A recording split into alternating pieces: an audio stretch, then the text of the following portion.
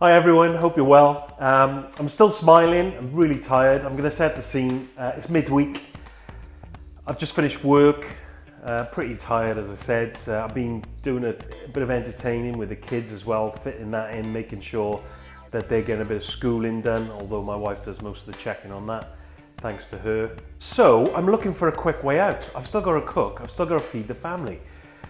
And I want to get the flavour in there. So I'm not going to reach for the freezer and take out some ready meals because we just don't do that. I'm going to show you today how to make something you've probably made before. I just want to remind you how great these are, particularly if you make them yourself. So I'm going to show you one of our family favourites, pork schnitzels. On to the ingredients for the pork schnitzel. You're going to need some pork. You could swap this out for chicken if you like.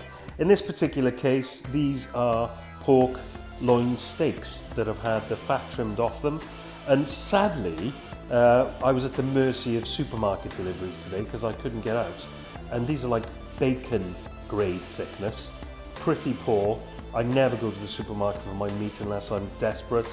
We were desperate, so I'm going to show you because you probably got access to those deliveries as well. You end up getting something, particularly in a delivery, that isn't quite what you would choose on the shelf, and I'm going to make the most of it. Believe it or not, I've got to batter these out a little. I'm not going to batter them out too much because they'll end up see-through.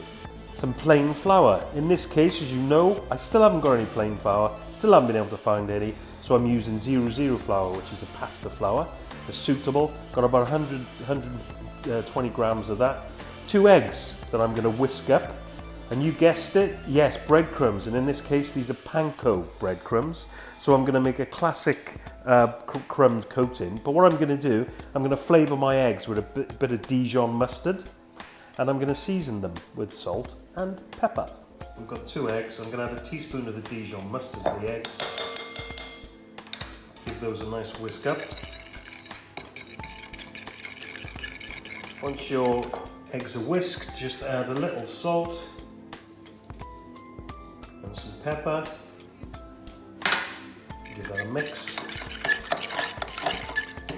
Next up, we're going to prepare the pork ready for the coating. So you need a meat board. I've got a sheet of cling film, as you can see, and a rolling pin. This is a fun bit. You can get the kids involved in this because they love bashing stuff. Lay one of the pork steaks, or in this case my pork bacon, on one side of the cling film.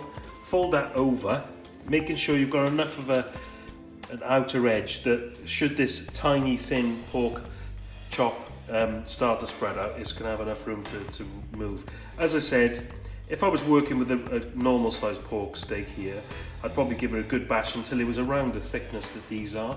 But in this case, I want to get some tenderization in there, so I'm going to just bash them a little. I'm evenly bashing those, and that is as much as I will do, okay? So give you an idea, they've probably doubled half again in size. That's just about it. Right, just before I start with coating the steaks, I was a huge fan of Floyd on France, or Floyd, they cook. For those of you old enough, you might remember one of the main ingredients he had was wine. For a long day. So we got the pork steaks. I mentioned earlier on that I haven't got any plain flour, I got 00 flour. Do you know what?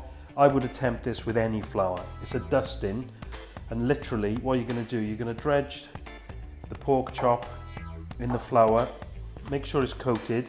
You see these little clags of flour? You don't want those, so you're literally going to shake it all off again.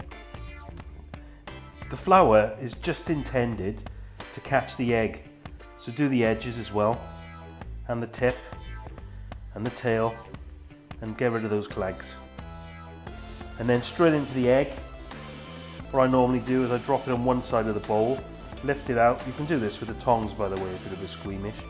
Back, turn it over, back in. Just make sure, have one little look. Is it completely coated? Yes. Straight into my panko crumbs. And what I'll do is just drop it in there and lift the crumbs.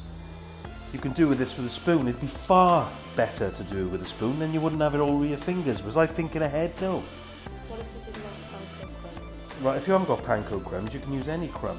The only reason I'm using panko, 1, I've got them.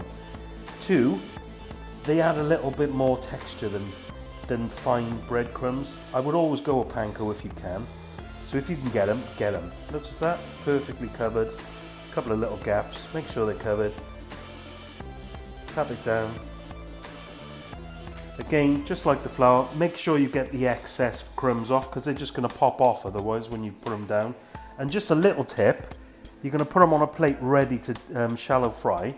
Put a little bit of the same crumb on the surface of the plate because then when you pick it up, you're actually going to get crumb when it comes up as opposed to crumbs getting left behind and you're having bald patches. On the last schnitzel now, just dipping in the egg and into the breadcrumbs, literally taking less than 10 minutes from the beginning to this point. My wife just reminded me actually, we never used to buy breadcrumbs at all for this dish. We'd often have some leftover bread, some crusts perhaps nobody wanted to eat, or some French loaf that had possibly started to turn, and we'd stick it in the blender and obviously make our own breadcrumbs. So don't waste bread, don't buy in breadcrumbs. If you've got bread going to waste, you can easily turn into breadcrumbs.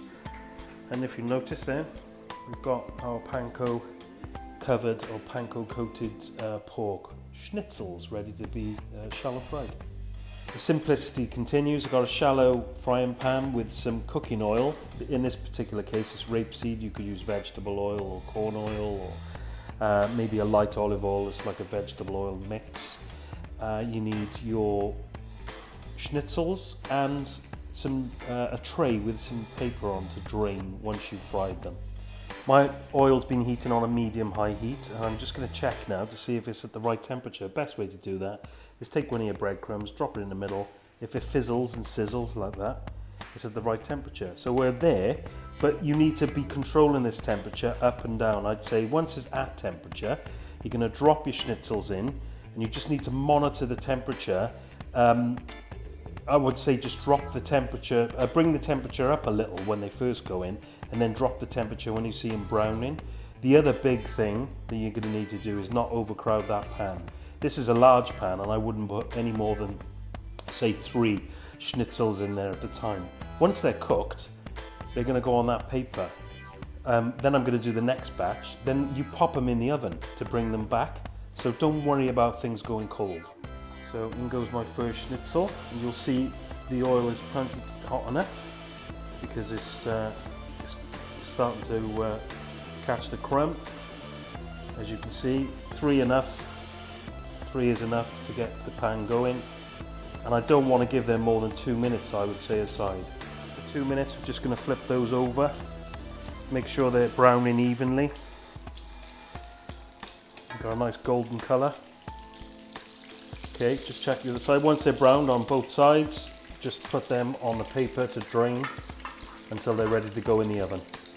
So once you've shallow fried your schnitzels, all you're going to do is pop them in the oven for 2 to 3 minutes, just to bring them back to temperature, finish a little bit of cooking, and they'll be done. So then these are ready to go. They're ready to dish up.